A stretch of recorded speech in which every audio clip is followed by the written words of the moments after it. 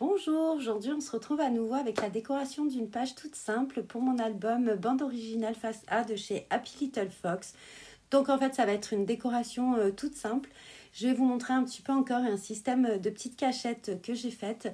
Donc c'est avec un dies de chez les ateliers de Karine que j'ai acheté dernièrement. C'est un carte, alors je pense que c'est une taille de carte PL, hein, il me semble que c'était pour ça.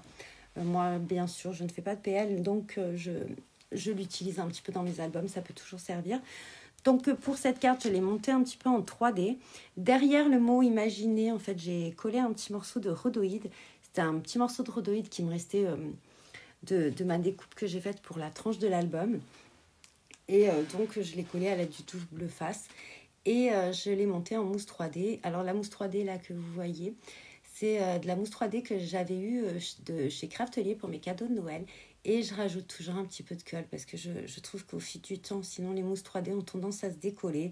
Et j'avoue que j'ai eu beaucoup de péripéties avec les mousses 3D. Donc là, j'ai pas assez de recul parce que ces petites mousses Craftelier, les premières que j'ai achetées, remontent à 1 an et demi à peu près. Pour l'instant, rien ne s'est décollé, mais c'est vrai que j'ai pris cette habitude de rajouter un petit peu de colle. J'ai mis cette découpe feuillage de chez Denim Tampon. C'est une découpe feuillage qu'on retrouve tout au long de l'album. J'aime beaucoup. Alors des fois, je les colle au stylo.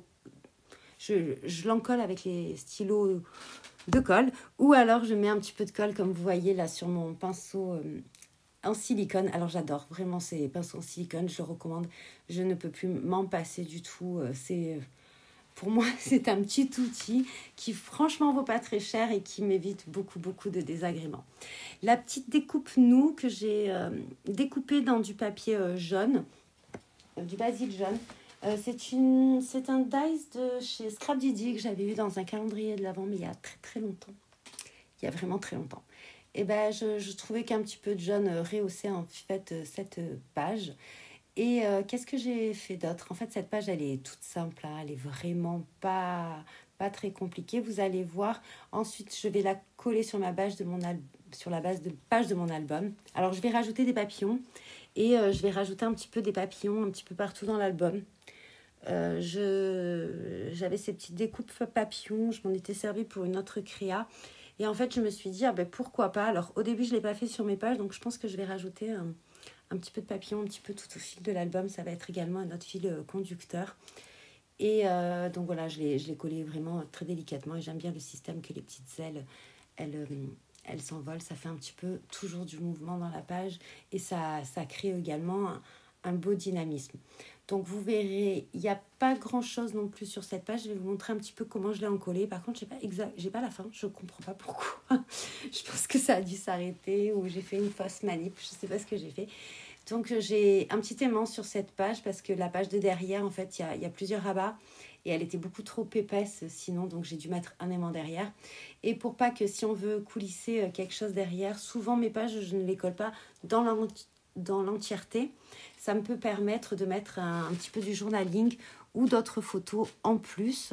Et si j'ai pas envie, en fait, ça se voit pas. Donc, c'est pas très grave. Et là, j'ai voulu faire deux petits espaces parce que sinon, l'aimant aurait créé une butée. Je n'aurais pas pu glisser la photo ou le journaling comme il faut à l'intérieur.